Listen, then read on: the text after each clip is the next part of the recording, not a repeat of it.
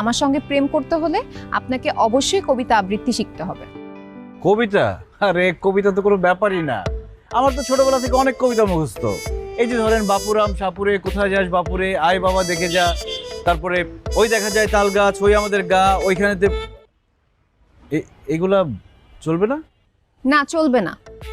আমি চাই আমার বয়ফ্রেন্ড প্রত্যেকদিন আমাকে অন্তত একটা করে রোমান্টিক কবিতা আবৃত্তি করে শোনা। যদি আপনি এই শর্তে রাজি থাকেন তাহলে আপনার সঙ্গে আমার প্রেম হতে পারে। রাজি রাজি, শর্তে রাজি, কিন্তু বাকি শর্তগুলো?